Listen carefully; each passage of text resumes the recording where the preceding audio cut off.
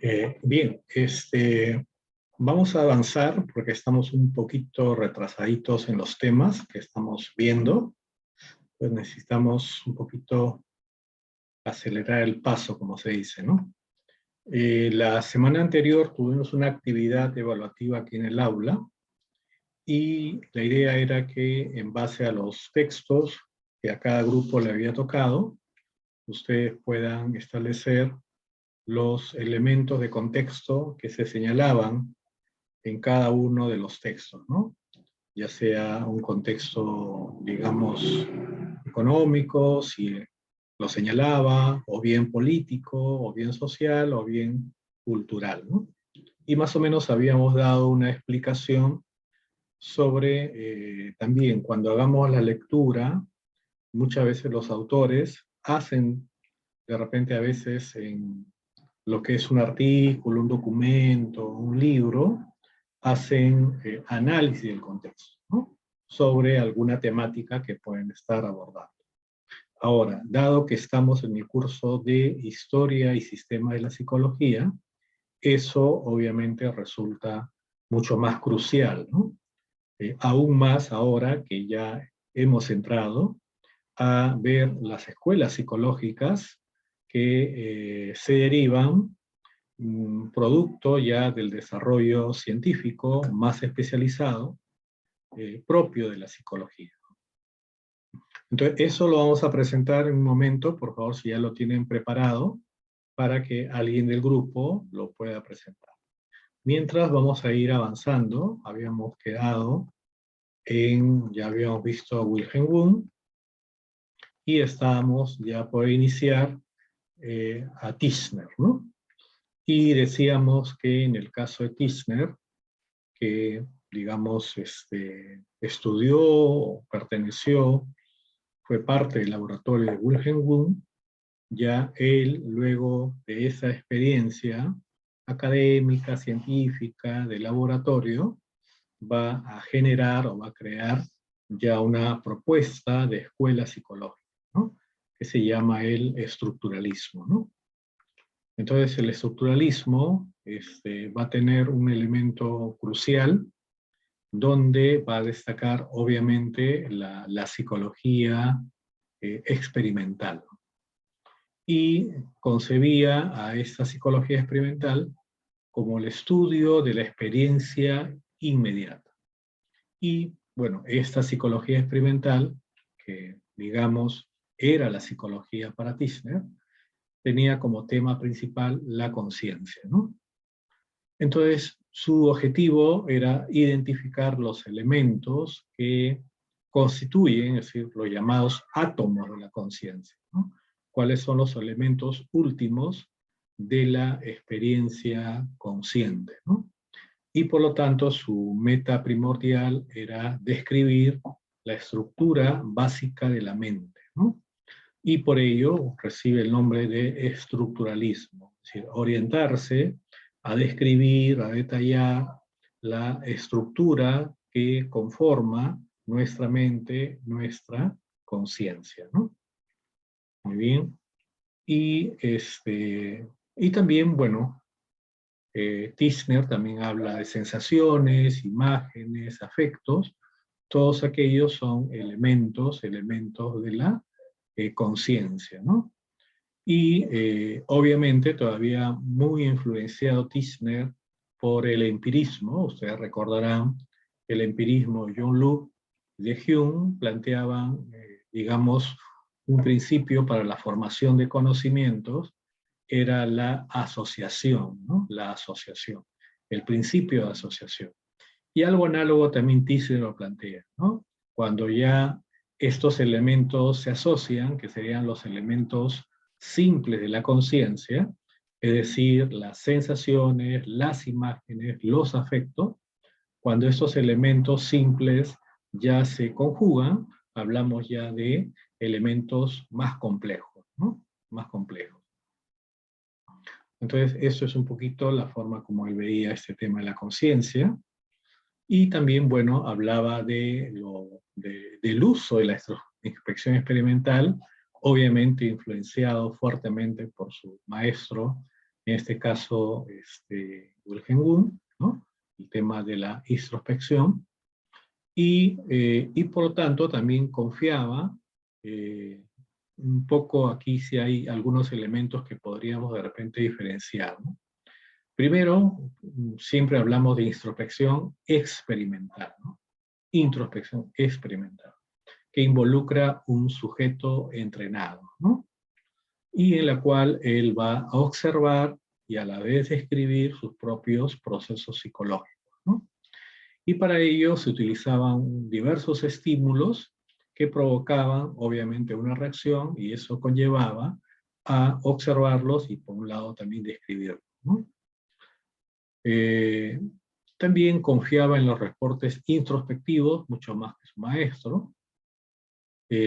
Había una preparación especial, se les capacitaba para reportar solo el contenido puro de la experiencia, no el significado de la experiencia, ¿no? Y ahí viene siempre un elemento que podría ser diferenciador, ¿no? Entre lo que es sensación y lo que es percepción, ¿no?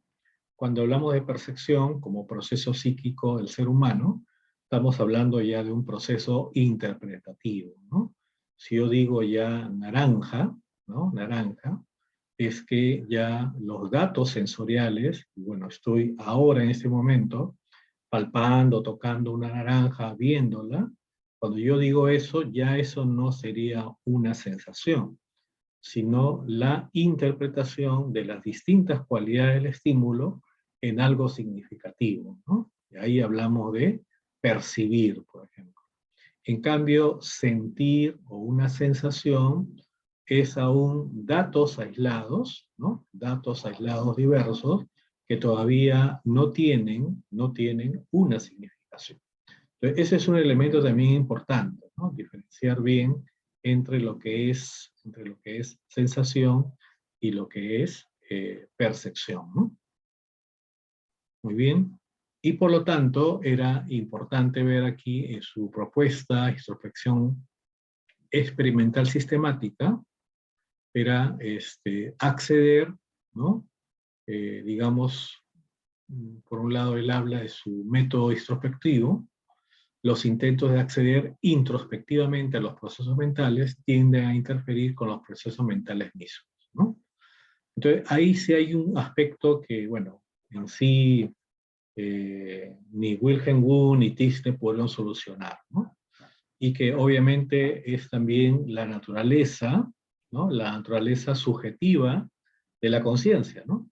Es decir, ellos quisieron, ¿no? Y eso hay que decirlo así, ¿no? Quisieron hacer un análisis objetivo de lo subjetivo, ¿no? Pero no se dieron cuenta, o de repente fueron muy optimistas en el sentido de pensar que solamente entrenando a una persona, entrenándola previamente, ya iba a dejar su subjetividad, ¿no? Y muy por el contrario ¿no? Las críticas que vinieron no solamente del conductismo, sino también de otras corrientes, veían de que prácticamente es imposible, ¿no? Porque, digamos, las personas tenemos una subjetividad y por más entrenamiento que hagamos, siempre va a haber elementos interpretativos, siempre va a haber elementos significativos, siempre va a haber elementos de sentido personal, ¿no? Entonces, eso es un elemento que, digamos, ahora, más bien cuando se utiliza la introspección, por ejemplo, puede ser ya en el plano de la psicoterapia, ¿no? Cuando un psicoterapeuta orienta a su paciente, ¿no? Orienta a que de repente haga una revisión de algún momento o alguna situación que ha vivido o que está viviendo en este momento, sabe que los datos que le está proporcionando la persona son datos de su subjetividad, ¿no? Pero que son importantes para poder seguir entendiendo, digamos ya, su problemática mayor, ¿no? Entonces, eso es un elemento, ¿no? Eso es un elemento que también estaba presente, ¿no? Otro elemento que quiso introducir, ¿no? Un poco también tratando, como se dice, de innovar, y se sugería, Tishner, aplazar el reporte hasta después de su terminación.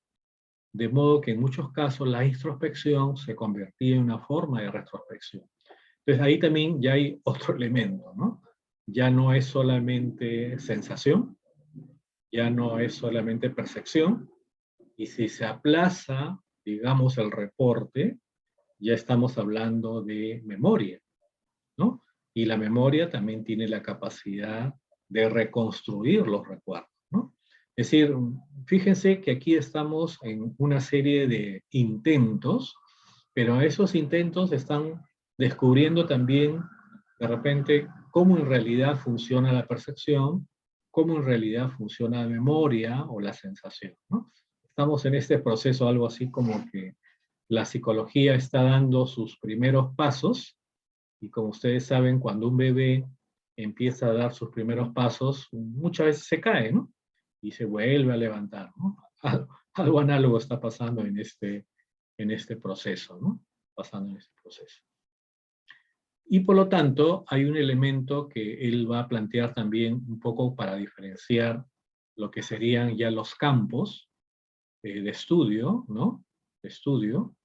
Si hablamos, por ejemplo, el campo de la biología, hablamos como la morfología, la fisiología, la ontogenia, ¿no? Los campos de la psicología puede ser experimental, puede ser efectiva, puede ser genética, ¿no? Entonces, obviamente, lo que él está planteando es que se enfatice en la psicología experimental, que tendría como estudio las estructuras de la mente, ¿no? Así como la biología tiene también, digamos, en su parte de estructura, estudiar la morfología, los aspectos estructurales del cuerpo humano, por ejemplo, ¿no? En cambio, hay una psicología descriptiva, que le llama funcional, que le llama funcional, que básicamente describe, pero no explica, ¿no? Quien estaría explicando ya sería la psicología experimental, ¿no? Y por ello no le da un valor tan importante, ¿no? Y en cambio, aquella psicología que ya se preocupa por el desarrollo, por el origen de los procesos, y él le llama psicología genética, ¿no? Que tiene que ver con la génesis, ¿no? Entonces, eso es un poco para ver cómo él diferencia y dice, ¿no? Mi psicología es una psicología que va a las estructuras, ¿no? Es una psicología que usa el método experimental para explicar, ¿no?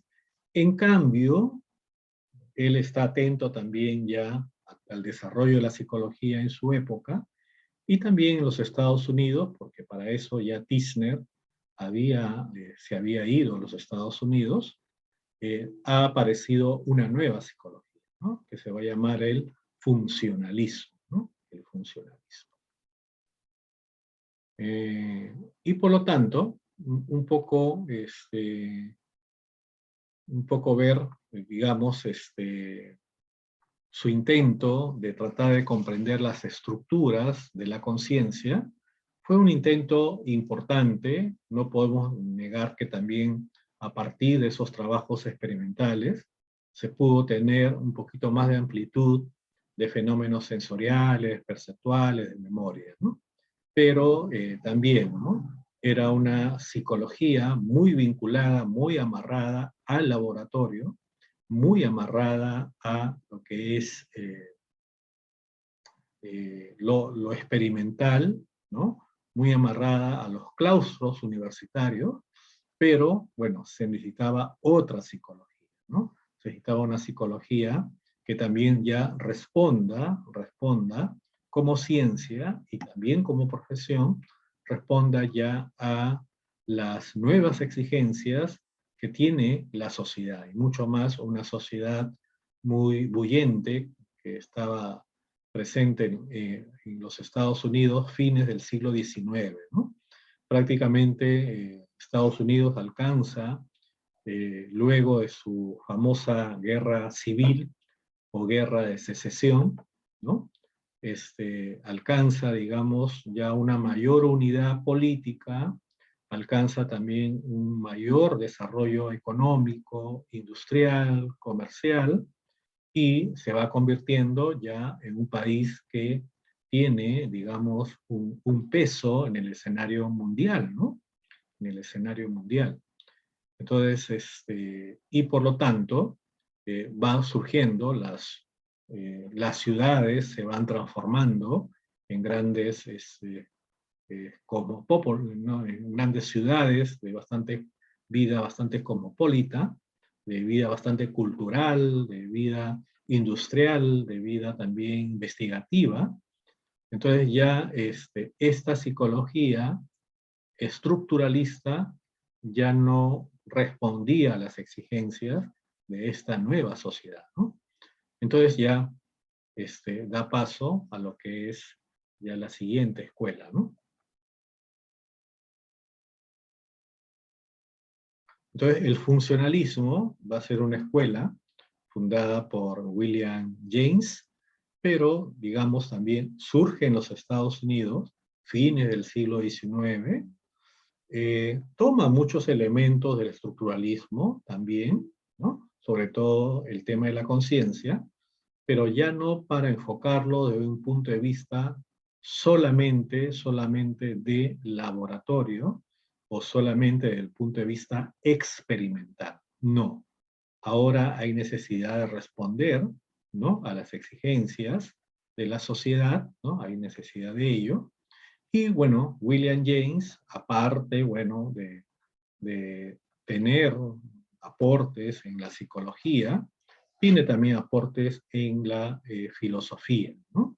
Ha incursionado también en aspectos, por ejemplo, de la reflexión sobre la experiencia religiosa, pero definitivamente su campo de acción ha sido mucho el aporte de William James con una tesis filosófica llamada el pragmatismo, ¿no? Pragmatismo, y también sus tesis a nivel de la psicología, ¿no? Entonces, él empieza también desde un punto de vista un poquito más filosófico, quizás al inicio. Es muy complicado, dice, ¿no? Llegar a siquiera definir lo que es la conciencia o ser consciente de algo, ¿no? Entonces, logra aproximarse a una idea intuitiva, ¿no? De lo que es la conciencia, trazando una analogía entre esta y un río, ¿no?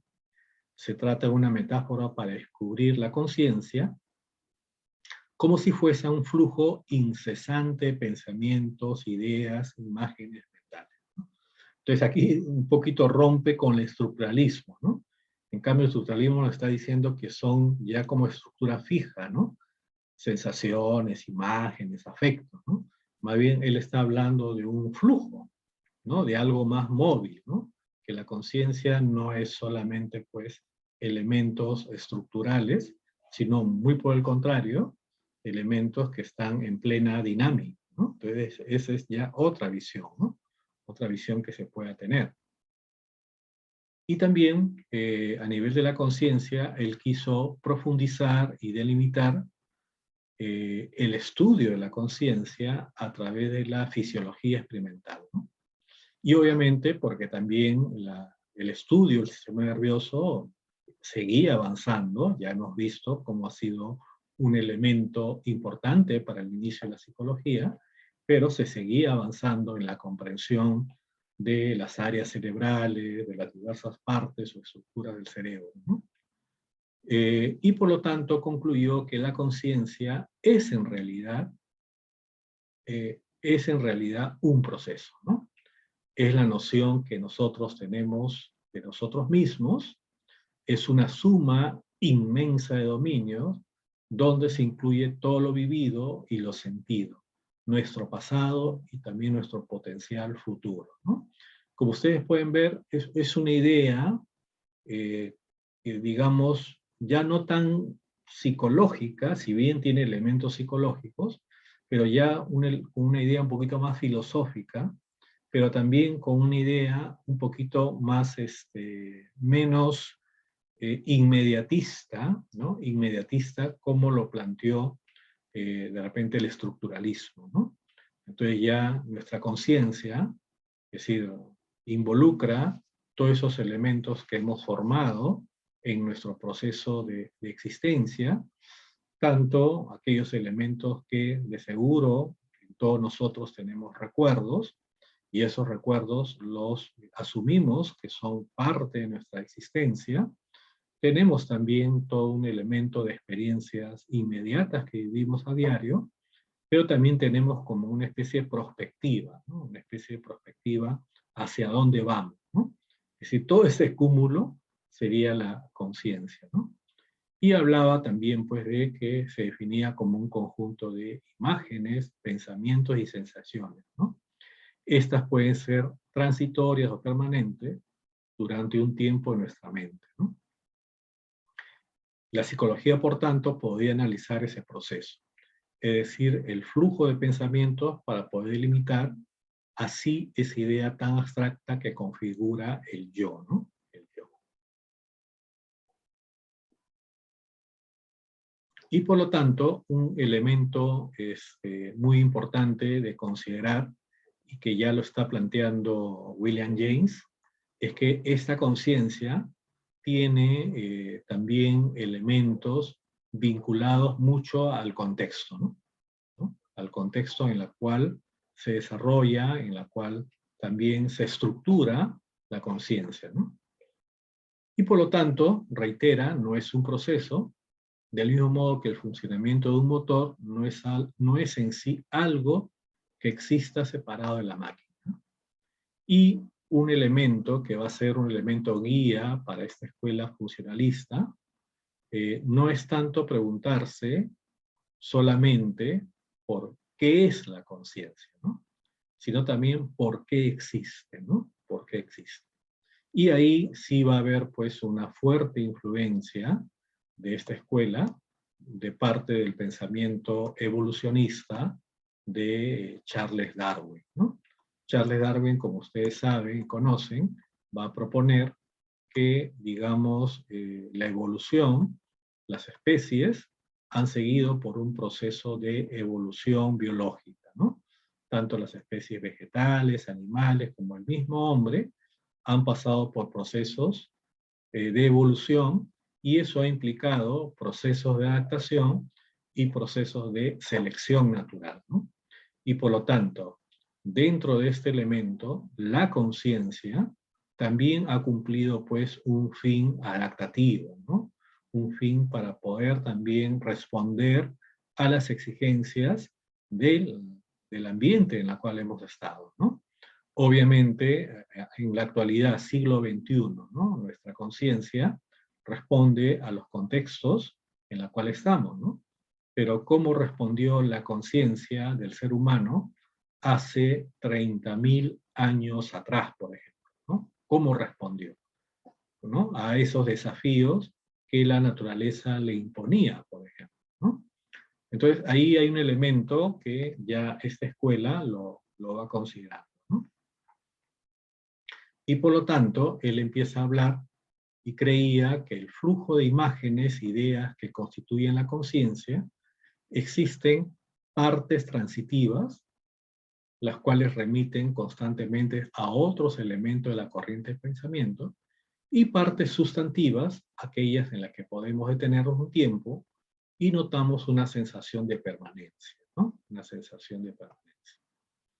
Entonces, hay elementos, y nosotros podemos ver, ¿no? De repente elementos transitorios en las experiencias conscientes que vivimos, como elementos también permanentes o sustantivos que son parte de nuestra conciencia, ¿no?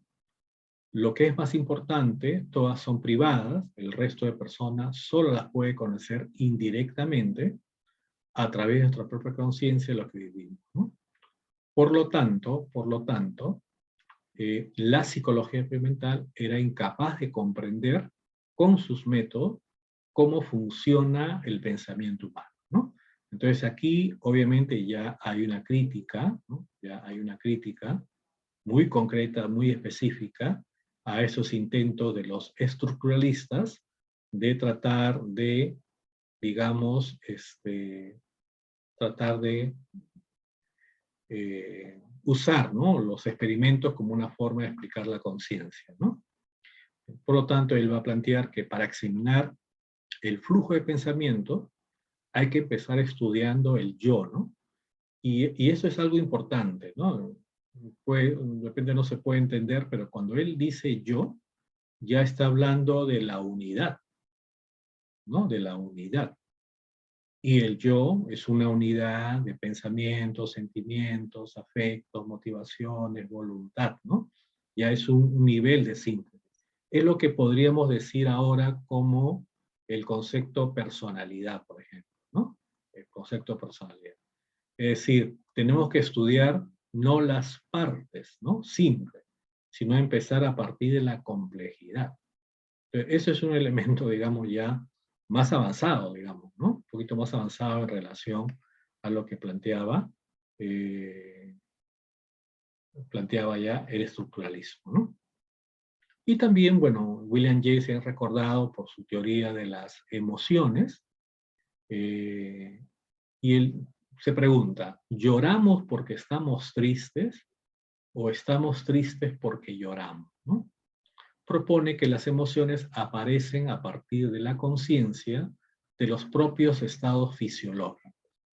Así, por ejemplo, no sonreímos porque estamos alegres, sino que estamos alegres porque nuestra conciencia ha sido informada que estamos sonriendo, ¿no?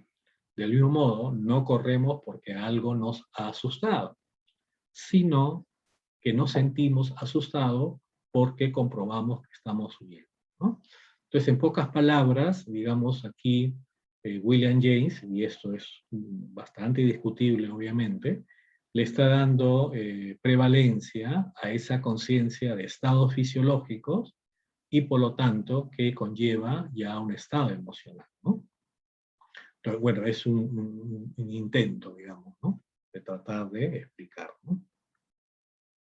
Luego también otro representante del funcionalismo es John Dewey, ¿no? John Dewey sí ha tenido un aporte más centrado en la psicología y más centrado también en la educación, ¿no? Y en el caso de la psicología establece el tema del arco reflejo, y en la cual él lo explica como unidad coordinada y, y no como simple combinación de partes o elementos separados, ¿no? Y por lo tanto, él defiende el carácter unitario del circuito, ¿no? Cuando hablamos de arco reflejo, siempre estamos hablando de esta situación, ¿no? Acá podemos ver en la imagen una vela y de repente una persona de manera distraída, no se dio cuenta, sus dedos chocan con la flama de la vela, ¿no? Obviamente, al chocar, inmediatamente se da una respuesta de retirar rápidamente la mano de la flama de la vela. Ahora, para que haya todo eso de retirar la mano de la flama de la vela, él habla justamente de la existencia del arco reflejo, ¿no? ¿Ustedes en bases biológicas han visto el arco reflejo?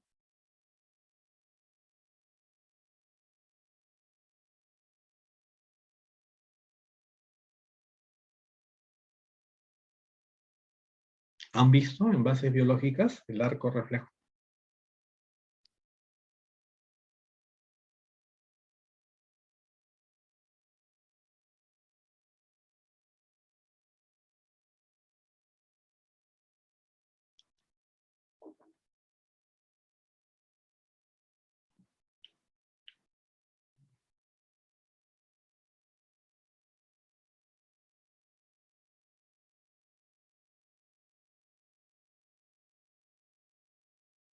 ¿Están ahí?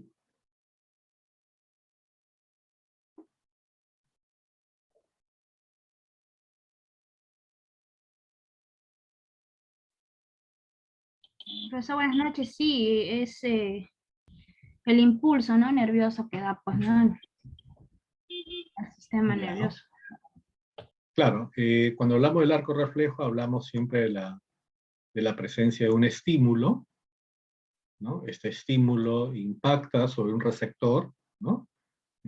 Bueno, en el caso de la yema de los dedos hay receptores que captan, digamos, receptores de dolor, ¿no? Que captan la información y envían, ¿no? La información en todo lo que es, digamos, la línea azul, ustedes pueden ver, se está llevando la Es como información. una acción y respuesta, ¿verdad, profesor? Una acción y Claro. respuesta en lo que... Claro, pero también aquí considerar que en la médula espinal ya esta información no asciende al cerebro, ¿no? No tiene por qué ascender, ¿no? Y por lo tanto, aquí a nivel de la sustancia gris de la médula espinal, ustedes saben, la médula espinal tiene sustancia blanca, que son fibras nerviosas, y sustancia gris, que ya son los somas neuronales, ¿no? Entonces aquí en la sustancia gris, esta fibra nerviosa que trae la información, obviamente lo trae pues en milésimas de segundo, ¿no? Y hace sinapsis con otra neurona de tipo efectora, la de color rojo, que ya inerva un músculo determinado, en este caso un músculo sería liso, músculo liso, y conlleva al movimiento, ¿no? Al movimiento. Entonces, lo que está planteando John Dewey es que no estaría bien dividir este arco reflejo en algo así, ¿no? Estímulo, nervio aferente o nervio eferente, no. Hay que verlo esto todo como un circuito total que justamente permite un nivel básico de actuación en las personas, ¿no? Porque el arco reflejo es eso, ¿no? Permite un nivel básico de actuación, ¿no? Básico de actuación. Es lo mismo que cuando de repente con un martillo de goma y en determinada posición tú sentado te golpean la rodilla y tú inmediatamente generas una flexión, ¿no? Entonces, para ese acto es solamente, se requiere médula espinal. No se requiere, por ejemplo, nivel de sistema nervioso o del cerebro, ¿no? No requiere que la información suba, ¿no? Al cerebro, ¿no? Muy bien. Y también, ¿no? Dewey sí va a ser más enfático en la idea de adaptación, ¿no? Y por lo tanto la influencia de Darwin, el evolucionismo, y por lo tanto va a implicar el tema de la adaptación como un elemento de cómo las personas, cómo el ser humano ha venido también confrontándose con determinados escenarios o ambientes y a base de ello también ha ido transformándose, ¿no? Entonces, ese es un elemento que plantea John Dewey, ¿no? En el caso de Ángel, que también es otro funcionalista, ¿no? Él va a plantear ya la concepción de la psicología funcionalista, ¿no? Que propone descubrir el cómo y el porqué de los procesos conscientes, ¿no? Más que determinar los elementos de la conciencia, ¿no? Es decir, el cómo, ¿no? Y por lo tanto, el funcionalismo es la psicología de las utilidades fundamentales de la conciencia. Y la función de la mente es la acomodación del organismo frente a lo nuevo, ¿no? A ver, ¿quién habló de acomodación en psicología evolutiva?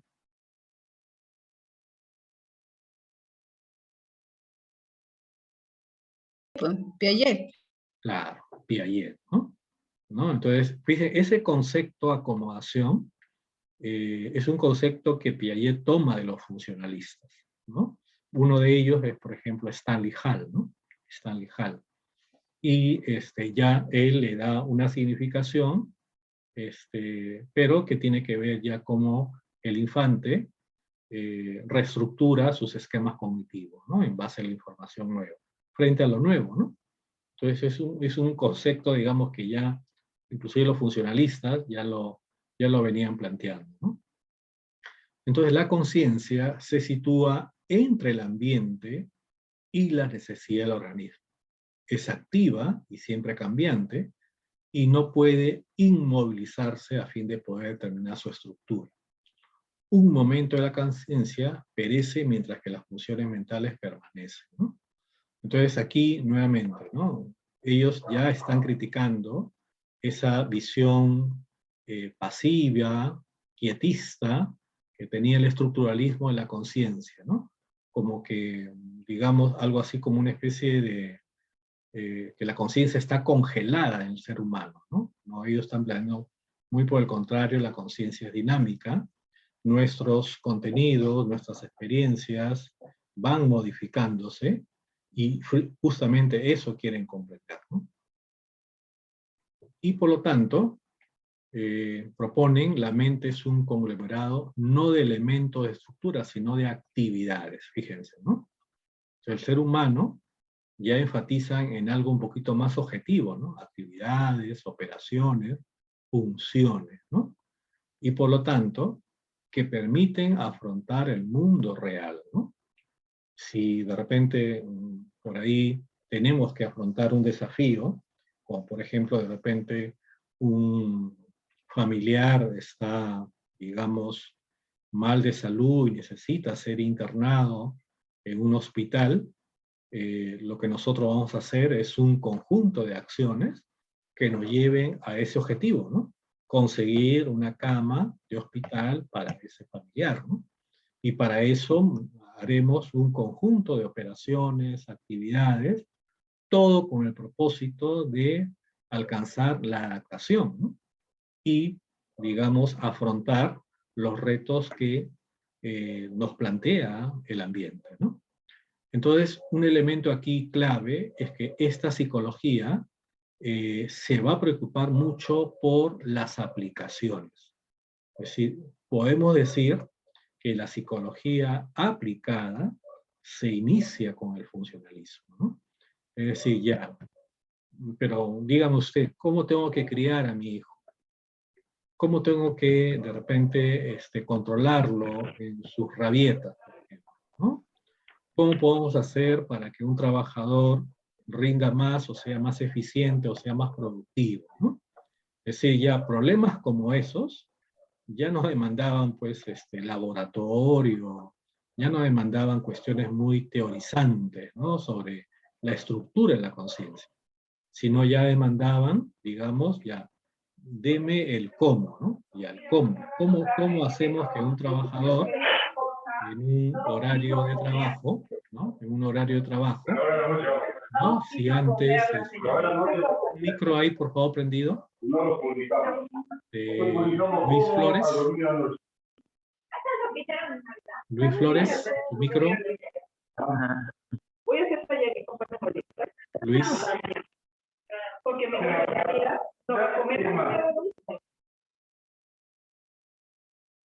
Entonces, un poco ahí ya es eso, ¿no? Ya entrar al plano de la psicología aplicada, que en pocas palabras es entrar al campo ya también de la profesión como psicólogo, ¿no? La profesión. Es decir, un psicólogo, está bien, ¿no? Es importante hacer la investigación, es importante hacer también experimentos de laboratorio, pero también tienes que resolver, digamos, retos, problemas del mundo real, ¿no? Del mundo real.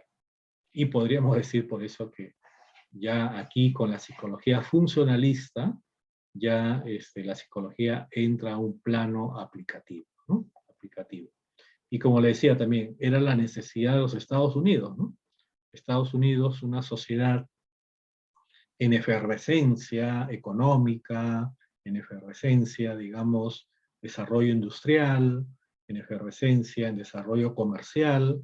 Entonces necesitaba también responder a los nuevos desafíos que ya está teniendo como, ya no solamente como un país más, ¿no? Sino como un país que está teniendo gravitación muy importante en el contexto mundial, ¿no? En el contexto mundial. Entonces, fíjense también ya los retos que tiene esta psicología, ¿no? Y bueno, otro funcionalista es también Harvey Carr, ¿no? Y para él, un poco trata de clarificar el concepto función, ¿no? Y él lo lleva ya como sinónimo de actividad mental, ¿no? Llamándose funciones a todas las actividades mentales, tales como ver, oír, percibir, imaginar, recordar, ¿no? Inclusive, ustedes recuerdan, bueno, Vygotsky, cuando él hace sus estudios, él habla de funciones psicológicas superiores, ¿no? Funciones psicológicas superiores, ¿no? Para dar cuenta de esas actividades mentales que ya son eminentemente humanas, por ejemplo, ¿no? Como el pensamiento, los sentimientos, la voluntad, la motivación, la formación de conceptos, el lenguaje, por ejemplo, ¿no? Y por lo tanto, dice, podría manejarse con los sinónimos de actividad mental o bien para designar la utilidad de una actividad para el organismo, en cuanto sirve para algún fin, ¿no? Ese es otro elemento, ¿no?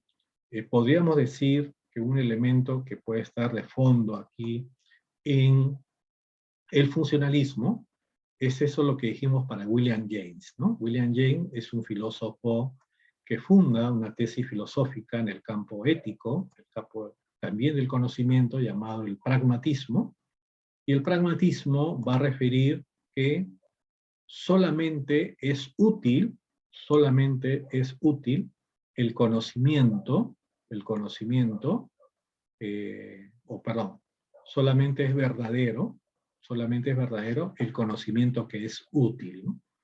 Todo conocimiento que no tiene ninguna utilidad práctica para el ser humano es totalmente falso, ¿no? Totalmente falso.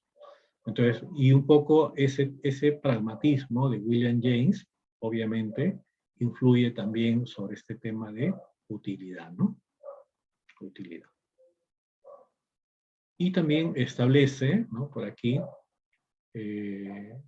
y esto es un elemento también importante, que luego va a ser recogido por el conductismo, ¿no? De repente los que están haciendo su artículo sobre conductismo, hay un antecedente, ¿no? El funcionalismo empezó a hablar, por ejemplo, de relación de contingencia, ¿no?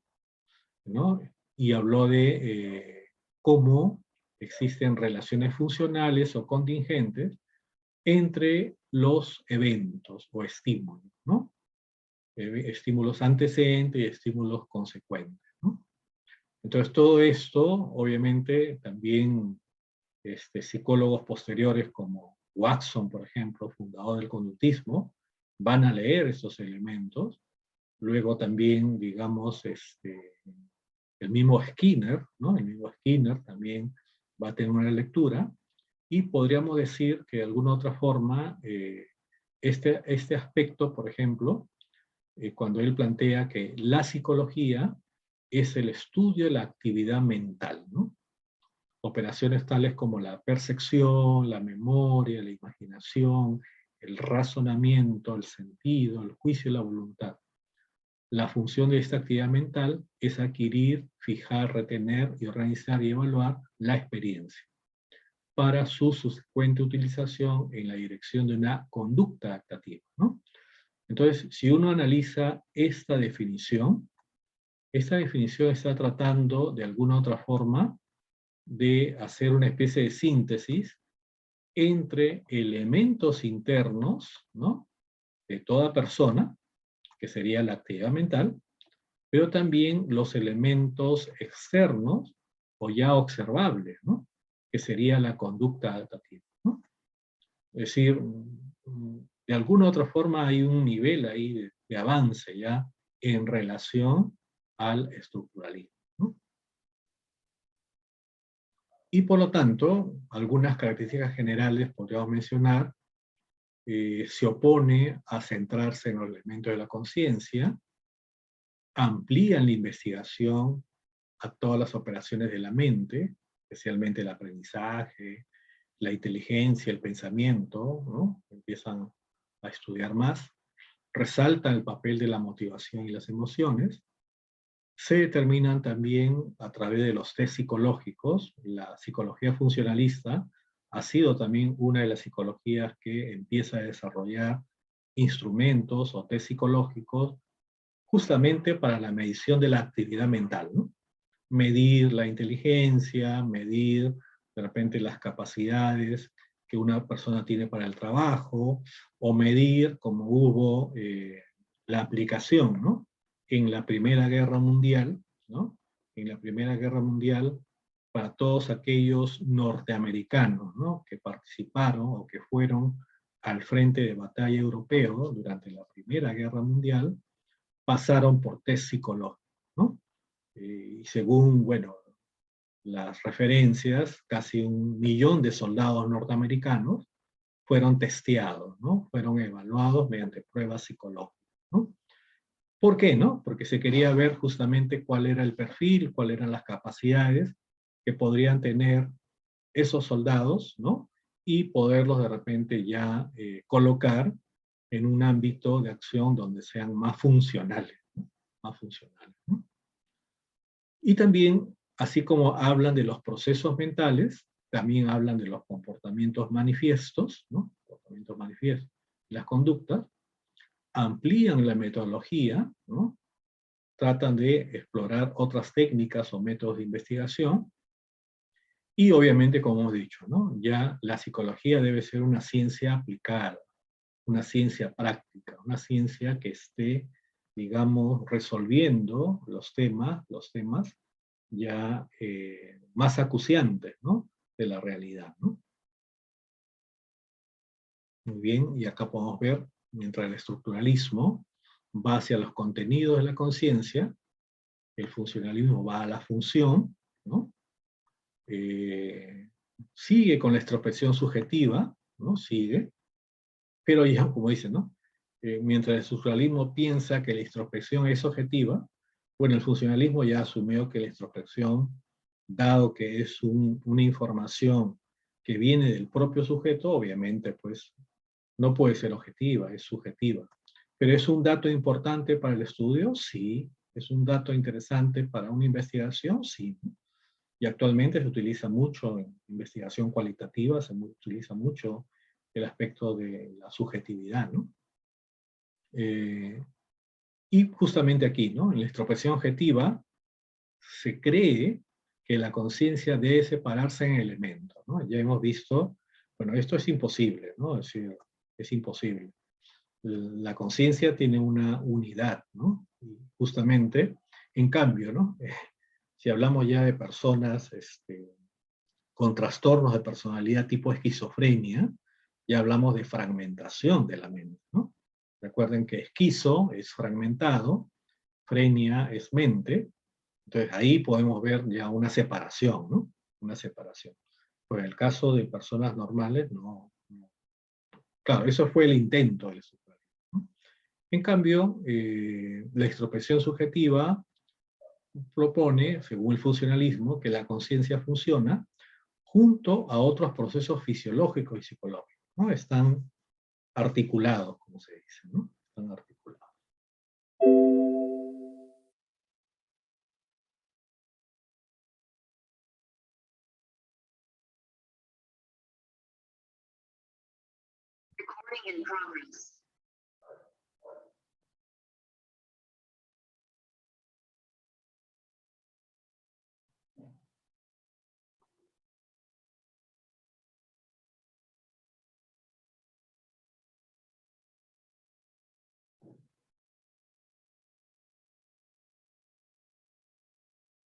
Ya, ahí se ve, por favor.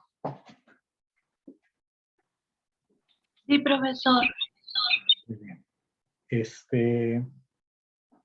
Ya hemos avanzado con el estructuralismo de Tishner. Para algunos, Wilhelm Wundt no es estructuralista, sino es introspeccionista. No inaugura una escuela en sí, como la inaugura Tishner, o como la escuela que fue el funcionalismo, ¿no? Con William James, John Dewey, Carr o Angel, ¿no? Y ahora estamos ya abordando la tercera escuela, ¿no? Que sería en este caso el psicoanálisis y su derivación ya en el siglo XX como neopsicoanálisis, ¿no? Entonces, ya esos elementos, hay algunos elementos que ya lo hemos visto también en psicología del desarrollo, hay otros que de repente vamos a enfatizar el día de hoy, ¿no? Pero la idea es cómo entender, digamos, cuando Freud publica un artículo que llama Las resistencias contra el psicoanálisis, ¿no? Un texto del año 1924, ¿no? ¿Por qué tanta crítica, no? ¿Por qué tanta ojeriza contra el psicoanálisis, ¿no? Y tanto del mundo académico, tanto de la cultura, el mundo político, ¿no? ¿Por qué esas reacciones, ¿no? Y obviamente siempre cuando hay un cambio de paradigma o hay alguna forma nueva de ver las cosas, esto a veces no es muy aceptado, ¿no? De buenas a primeras, como se dice, ¿no? Entonces, y obviamente muchos más sí suceden, ¿no? Por ejemplo, ahorita muchos países, o hay varios países que todavía, digamos, inclusive el ex presidente norteamericano, Donald Trump, y el presidente actual de Brasil, Jair Bolsonaro, le dan poca importancia al cambio climático, por ejemplo, ¿no? ¿No? Han sido presidentes, son presidentes uno de ellos, que digamos, no, eso es una especie de, digamos, de leyenda, de, digamos, se han prestado un conjunto de científicos para detener el avance, ¿no? De la economía, ¿no? Entonces, algo así a veces pasa, ¿no? A veces cuando ocurren situaciones, a veces aceptarlas, no solamente por las personas, sino también por los grupos, inclusive por las sociedades, es difícil, ¿no? Entonces, algo análogo está viendo Freud en relación a los planteamientos que él está haciendo, ¿no? Entonces, según el psicoanálisis, la humanidad ha pasado por tres grandes humillaciones, ¿no? ¿No? Siendo la primera lo que él llama la humillación cosmológica, ¿no? Es decir, cuando Copérnico, ¿no? Copérnico destruyó el universo geocéntrico de Ptolomeo, y eso trajo pues un derrumbe sobre la cual se montaba un conjunto de creencias, ¿no? Inclusive religiosas, ¿no? Inclusive hasta la Biblia está planteada en términos geocéntricos, ¿no? Entonces eso, en términos también de poder, es peligroso, ¿no? Es peligroso a veces plantear ideas que, digamos, rompen el status quo. Es peligroso plantear propuestas, inclusive con evidencia, que rompen el status quo porque hay obviamente grupos o intereses muy marcados y muy concretos, ¿no? Entonces, ha habido una humillación cosmológica, ¿no? Hemos tenido que aceptar que somos prácticamente un grano de arena en el universo, ¿no? Somos eso, ¿no? No somos los especiales del universo, y más bien todavía comprender la complejidad del universo todavía está en proceso, ¿no? Si bien podemos haber dado muchos pasos, pero también todavía quedan muchas cosas por discernir, ¿no? Entonces ya el hombre tiene una postura, digamos, cosmológica en la actualidad, mucho más realista, mucho más basada en la evidencia, que, digamos, en aspectos, digamos, de fe, ¿no? Lo otro es la humillación biológica, ¿no? Lo de Darwin, ¿no? Es decir, Darwin también, ¿no? Es decir, eh, inclusive, bueno, cuenta en la biografía de Darwin, bueno, su esposa tenía que rezar todas las noches por él, ¿no? Su esposa era creyente porque sabía, bueno, según las creencias y valoraciones de su esposa, que Darwin se iba a ir al infierno, ¿no? ¿No? Se iba a ir al infierno. Entonces ella rezaba por Darwin para que Dios tenga piedad de él, ¿no?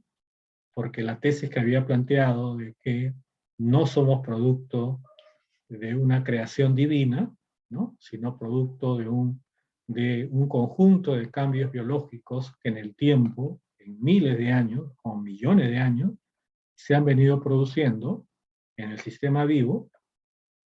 Entonces eso trastoca también totalmente, ¿no? Trastoca totalmente, ¿no? Inclusive hay una película norteamericana muy interesante sobre un profesor que en un colegio norteamericano de principios del siglo XX quiere enseñar, ¿no? Quiere enseñar la teoría de Darwin. Pero, digamos, las autoridades escolares, los padres de familia, están en contra, ¿no? Para que el profesor enseñe eso, ¿no? Y hacen una especie de juicio, ¿no? Esa película se llama Heredarás el viento, ¿no? Así se llama, ¿no? Heredarás el viento. Es una película que trata sobre ese maestro, ¿no? Que trata de llevar ya estos aspectos, de esta nueva visión, ¿no? A una escuela norteamericana, ¿no? Entonces, esa es la segunda humillación. Y la tercera tiene que ver con Freud, ¿no? Freud, digamos, justamente al incursionar, ¿no? En todos los elementos inconscientes, todos los elementos infantiles, todos los elementos sexuales, digamos, propina la tercera humillación, ¿no? La humillación psicológica, ¿no? Y es por eso entendible, según Freud, por qué la aversión, ¿no? No es nueva esta aversión, ¿no? Siempre, bueno, los grupos interesados, ¿no? Siempre, sobre todo los grupos que detentan algún nivel de poder político, económico o ideológico, tratan obviamente de que no se muestre nuevas formas de ver la realidad. Entonces, ese es un elemento, ¿no? Entonces, el psicoanálisis, hemos visto, puede ser entendido como una teoría que permite explicar el funcionamiento de la mente. Estuvo muy vinculado al tema psicopatológico, el tratamiento de problemas psíquicos, también como un método de investigación del inconsciente, ¿no? Y podríamos decir que el método que utiliza Freud no es un método frío de las ciencias naturales, a pesar que Freud se forma en un ambiente positivista, ¿no?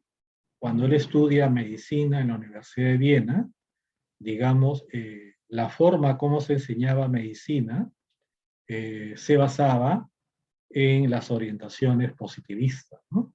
Es decir, se basaba en la experimentación, se basaba en los hechos, se basaba en la indagación directa.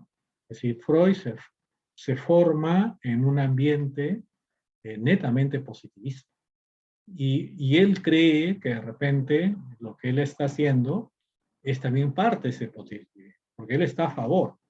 Es decir, Freud como investigador, como médico, está a favor del positivismo, ¿no? Entonces, y para eso crea un método que si ya lo viéramos ahora, su método es más cualitativo, ¿no? Su método es más cualitativo que cuantitativo, ¿no? Pero, digamos, ha permitido también, digamos, abordar de forma más racional, más metódica, sistemática, los aspectos que él llama inconsciente, ¿no?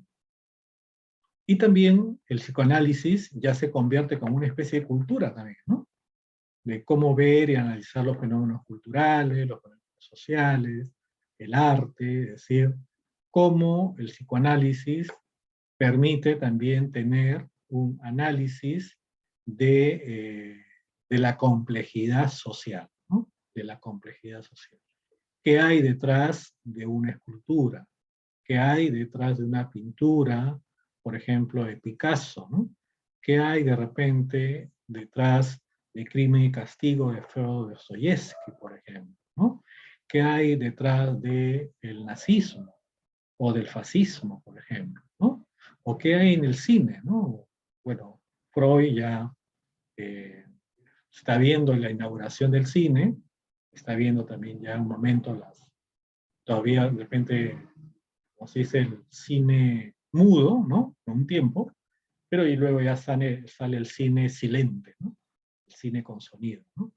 Y en el cine también hay muchos elementos que, digamos, el director, ¿no? El director va conjugando y podríamos decir que también pueden estar ahí elementos inconscientes, ¿no? En la elaboración cinematográfica.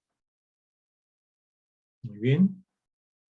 Y aquí, por ejemplo, un poco ver estas líneas de pensamiento, ¿no?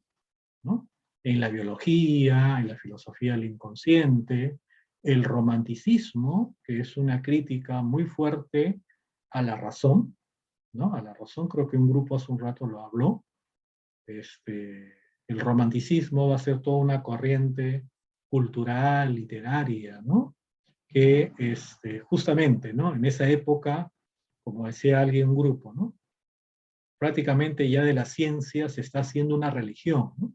Se está haciendo un cientificismo, ¿no? Es decir, la razón es como ahora el nuevo Dios, ¿no? De la humanidad, ¿no?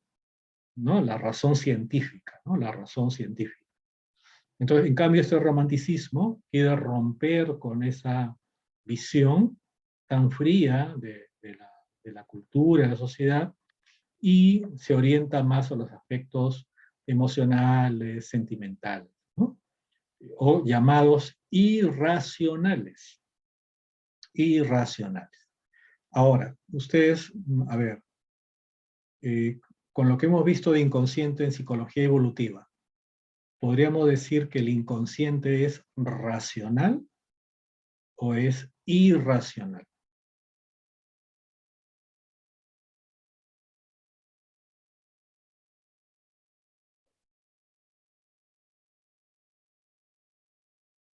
¿Qué dicen ustedes?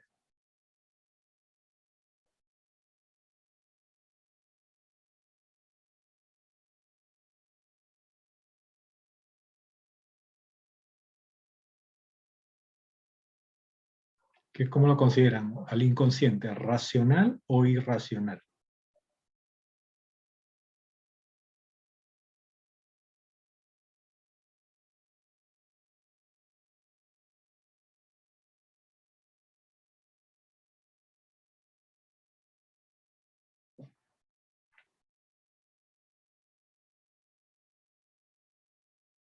¿Alguien por ahí? ¿Alguna pista, aunque sea?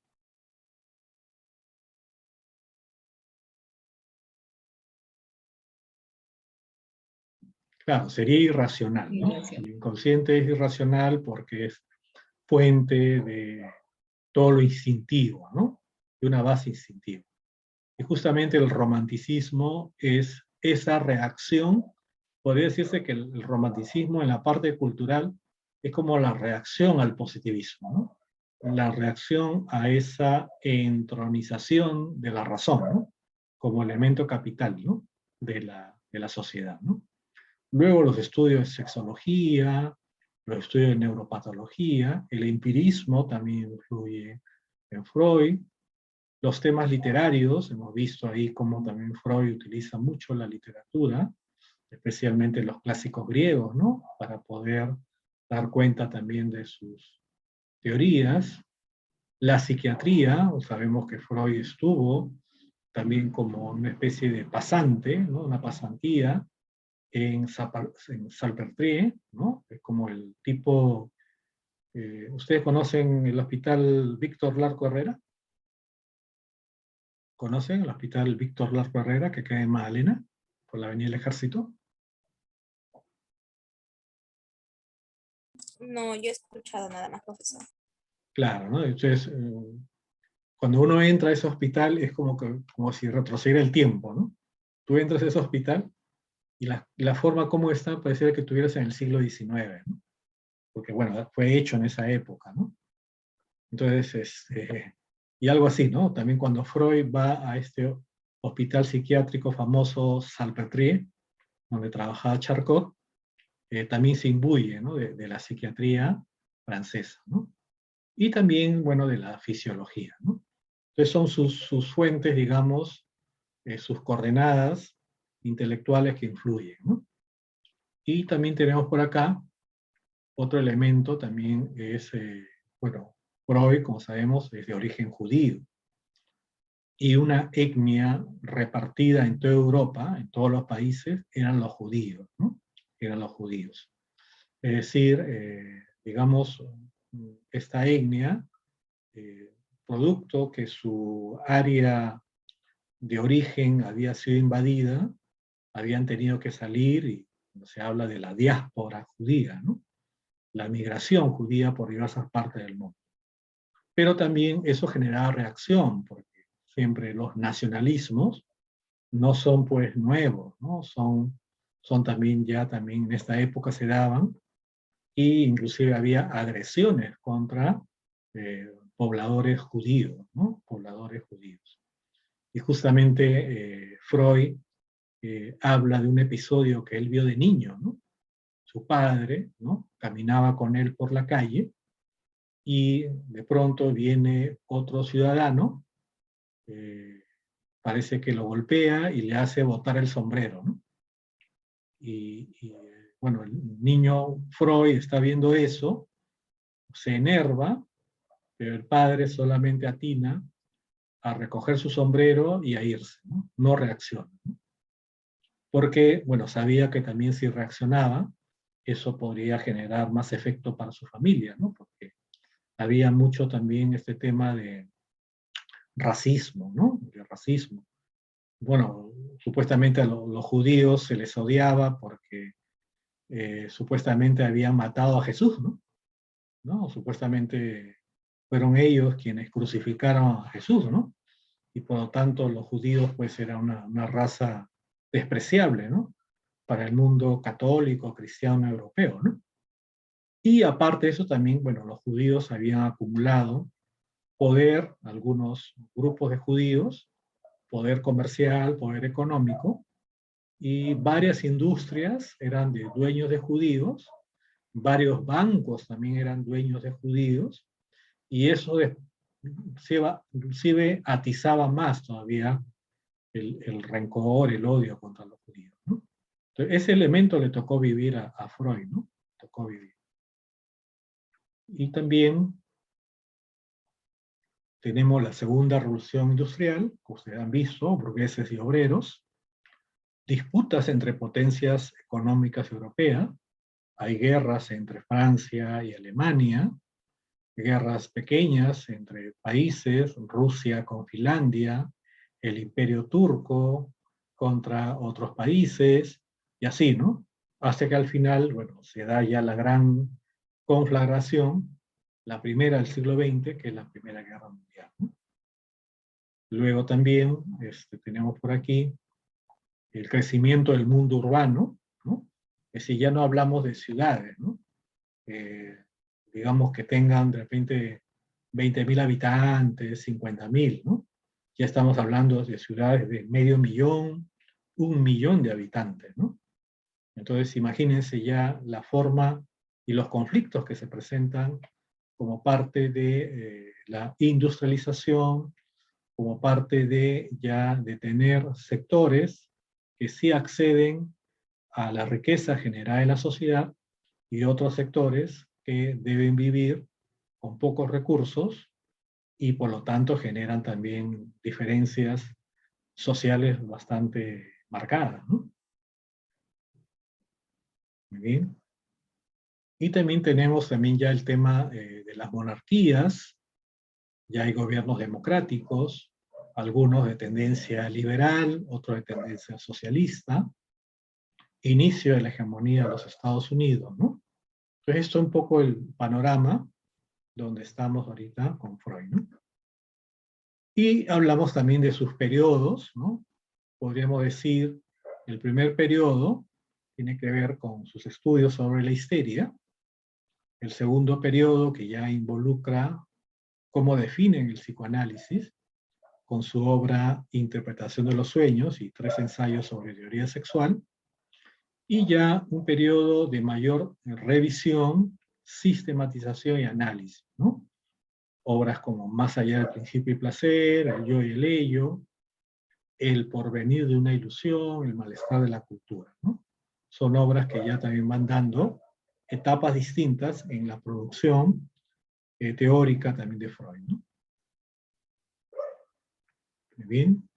Y como sabemos, el inconsciente ya lo había planteado inclusive Aristóteles, Descartes de alguna u otra forma también, Leibniz, que ha sido también un racionalista, plantea la existencia del mismo, Spinoza, un filósofo holandés, también plantea, un filósofo judío holandés, ¿no? Plantea también lo mismo.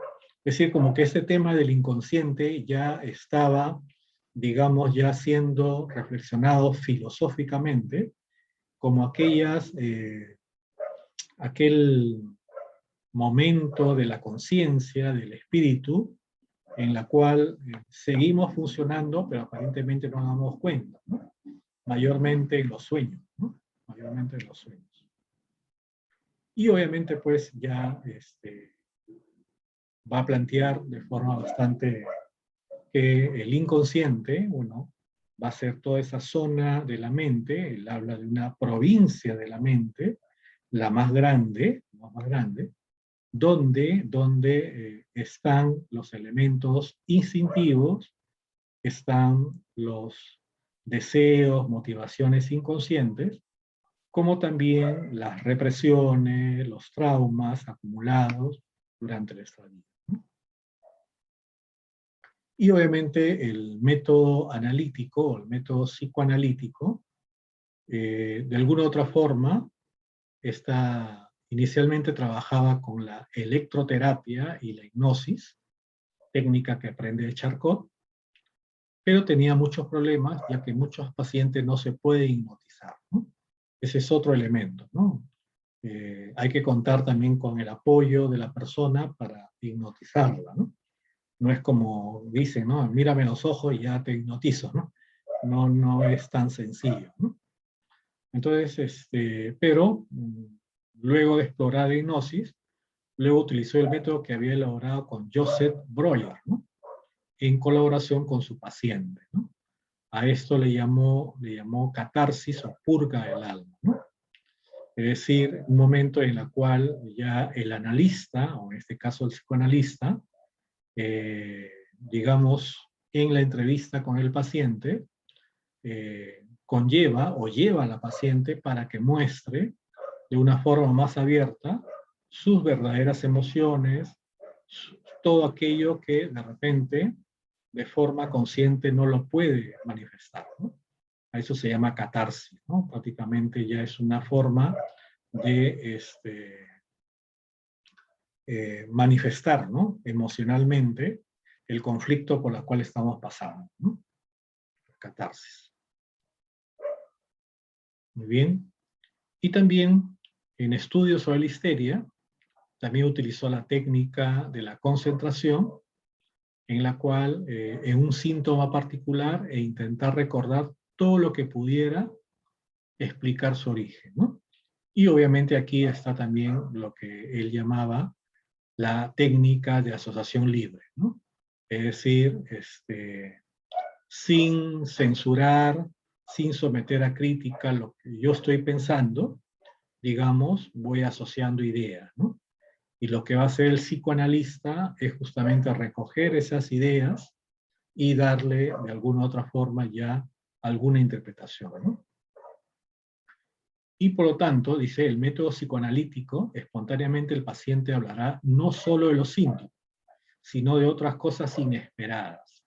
Justamente, ¿no? Como no hay censura, entonces puede fluir, supuestamente, según Freud, puede fluir libremente aspectos que antes sí estaban bajo la censura, ¿no? Entonces, ese es un elemento que él también va estableciendo, ¿no?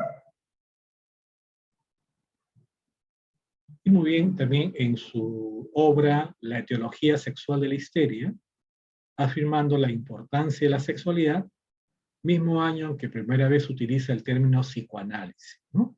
Ya le va dando un nombre, ¿no?, a la propuesta que está estableciendo, ¿no? Muy bien. Y otro elemento también importante en su teoría es su obra de 1900, que es la interpretación de los sueños, que ya involucra el trabajo que hace Freud sobre la base de los pacientes con la cual ha conversado, ha hecho psicoanálisis, y empieza a establecer principios, reglas. Él empieza a establecer leyes, así como el positivismo dice, ¿no? El positivismo plantea que hay que establecer leyes de los fenómenos naturales, ¿no? Y él también empieza a establecer leyes de los fenómenos oníricos, ¿no? En ese libro, Interpretación de las leyes de los sueños, ahí se encuentra un conjunto de leyes que Freud supone que actúan en el momento en el cual nosotros elaboramos estas imágenes al dormir, ¿no? ¿No? Es un elemento, ¿no? Y obviamente también valoró los sueños porque es una vía importante para acceder a los contenidos del inconsciente, ¿no? Contenido del inconsciente. Y bueno, eso también ya lo vimos en psicología evolutiva, ¿no? Como la personalidad, pues la mente tiene tres áreas, ¿no? El inconsciente, el preconsciente y el consciente. Hablamos también del ello, del yo y el superyo, estos elementos que ya le dan dinámica. El ello, la fuerza instintiva, busca el placer. El superyo, la fuerza del deber, busca el cumplimiento cabal y estricto de las normas. Y el yo tratando de poner, digamos, una especie de árbitro, una especie de racionalidad entre las demandas del ello y la demanda del superyo, ¿no? Y en 3 ensayos para una teoría sexual, que fue una de las obras que también generó bastante escándalo, y obviamente ya, claro, antes se consideraba qué es lo normal y lo perverso, ¿no? O lo anormal, ¿no? Esto también históricamente ha ido variando, ¿no? Ha ido variando. Y especialmente entre cómo considerar la sexualidad del adulto y esas conductas que presenta el infante, ¿no? Obviamente Freud se define porque ya las conductas que presenta el infante en las diversas etapas que él propone no son conductas inocentes, ¿no? Son conductas como parte de su desarrollo de su sexualidad, ¿no? De su sexualidad, del instinto, ¿no? En este caso la libido, ¿no? Y por lo tanto hemos visto también ya esta periodización que hace Freud, pero lo importante es ver y comprender que la libido es un instinto con la cual ya nacemos, va a tener una dinámica protagónica en el proceso de constitución de nuestra sexualidad y por ende también de nuestra personalidad. Entonces, podríamos hablar, algunos autores en Historia de la Psicología han hablado que se puede hablar de un psicoanálisis ortodoxo, ¿no? Es decir, un psicoanálisis que prácticamente tiene como centro los planteamientos de Freud, ¿no? Los planteamientos de Freud. Entonces, los planteamientos más característicos, ¿no? La teoría del libido, las 3 instancias, ¿no? El consciente inconsciente, lo que es también de repente la periodización del desarrollo. Entonces ahí hablaríamos de, digamos, del psicoanálisis ortodoxo, ¿no? Y quienes de alguna u otra forma, como Karl Abraham, Ferenczi, Fenichel, Anna Freud, Melanie Klein, Erickson, Wilhelm Reis, ¿no? De alguna u otra forma siguieron algunas líneas del maestro, ¿no? En este caso, de Sigmund Freud, ¿no? Y otro elemento que también ha sido muy discutido en la historia de la psicología, podríamos catalogar al psicoanálisis como una ciencia o como una pseudociencia, ¿no? ¿No? Y obviamente eso tiene que ver mucho también con cómo se define ciencia, ¿no? ¿No? ¿Cómo se define? Entonces tenemos aquí el proyecto freudiano. Entonces, como le decía, ¿no? Freud insistió defender que el psicoanálisis era una ciencia natural. Fíjense, ¿eh? El psicoanálisis es una ciencia natural, ¿no? Esto sí, uno podría decir, ¿no? Che, eso sí me saca del cuadro, ¿no? Porque Comte me está diciendo de que ciencia natural es aquella que adopta los métodos de las ciencias naturales, ¿no? ¿No? El método experimental, ¿no? Y se basa en hechos, ¿no? ¿No? En hechos tangibles, ¿no? En hechos, digamos, sensoriales, ¿no? Entonces, pero, reitero, esa es, digamos, la forma como Freud lo ve, ¿no? lo cual es prácticamente imposible utilizando la visión estrecha de los positivistas del Círculo de Viena, quienes consideraban que solo podía llamarse ciencia cuando se parte de observación de hechos, ¿no? A lo que se aplica metodología inductiva deductiva, para hacer una hipótesis que se confirma o refuta con prueba de experimentación, ¿no? Obviamente el inconsciente no está a flor de piel, ¿no? No es un hecho tangible por los sentidos, no es un hecho manejable en un laboratorio, ¿no? Entonces ahí hay un aspecto también, digamos, de diferencia, ¿no? Entonces Freud se percataba de que el objeto de su investigación, lo psíquico y lo inconsciente, no era el típico de la ciencia de la naturaleza, pero estaba convencido de que el modo epistémico, es decir, el modo de obtener conocimiento, de obtener verdades, podía ser el mismo que el de estas, y rechazaba la vertiente filosófica. Fíjense, ¿no? Entonces, yo soy psicoanalista, yo soy positivista, decía Freud, pero como tengo un objeto de estudio muy particular, yo me estoy orientando a estudiar el inconsciente, es cierto, no es un hecho tangible, pero lo estoy utilizando, lo estoy estudiando, perdón, lo estoy estudiando de forma sistemática, de forma metódica, reúno datos, los contrasto y así, ¿no? Entonces Freud creía, fíjate, creía de que abordando de esa manera epistémica, de esa manera positivista, creía que de repente su planteamiento estaba dentro de ello, ¿no? Pero como dice aquí también lo he expuesto, eso sí conllevó a serias críticas desde el positivismo, ¿no? Ahora, Karl Popper, que es un, digamos, filósofo de la ciencia, ¿no? Filósofo de la ciencia, él va a plantear, digamos, también lo siguiente, ¿no? Él dice, la teoría de Freud simplemente carece de falsadores potenciales. Es decir, de una clase no vacía de enunciados empíricos que por estar implicados por la teoría y ser incompatibles con ella, permitiría abandonarla si resultasen corroborados. Popper entendía que los partidarios del psicoanálisis preferían hallar acontecimientos confirmatorios en lugar de imaginar falsadores potenciales, motivo que tornaba la teoría irrefutable. Es decir, Popper, ¿qué nos está diciendo? ¿Puede haber una teoría científica perfecta? No. Toda teoría científica siempre está susceptible a cambio. Toda teoría científica siempre está susceptible a perfeccionamiento. Toda teoría científica siempre tiene que contrastarse con nuevos hechos, con nuevas realidades que va apareciendo.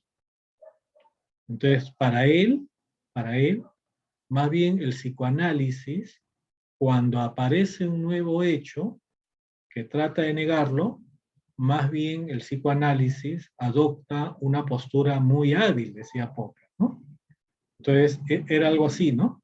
Allá tú estás negando al psicoanálisis porque eso es parte de tu dinámica de represión que tu inconsciente te lleva a reprimir, ¿no? Entonces, no aceptaban los psicoanalistas, según Popper, esta es la visión de Popper, no aceptaban que existieran datos, evidencias o hechos que refutasen lo planteado por el psicoanálisis. Entonces, para Popper, que considera que algo es científico, no es porque sea perfecto, no es porque, digamos, sea, que ya no sea cuestionable, no. Más bien, las ciencias, según Popper, se construyen siempre con crítica, siempre se construyen con hechos que van también, llámese, corroborando o negando sus afirmaciones. Entonces, por eso, para Karl Popper, al carecer de esa capacidad, digamos, de aceptar hechos, evidencias, que están demostrando que varios planteamientos de Freud no son correctos, entonces, por lo tanto, el psicoanálisis no sería científico, ¿no? No sería científico. Muy bien. Y hay una tercera alternativa, que se llama la dualidad epistemológica, la dualidad, y esta plantea, claro, ciencia que se ocupa de causas y generalizaciones provenientes de la observación y de hechos repetidos, ¿no? Por ejemplo, como las resistencias, los mecanismos de defensa, la conclusión, etcétera, ¿no? Sí, bueno, tiene ese elemento, pero también es una ciencia del sentido, ¿no?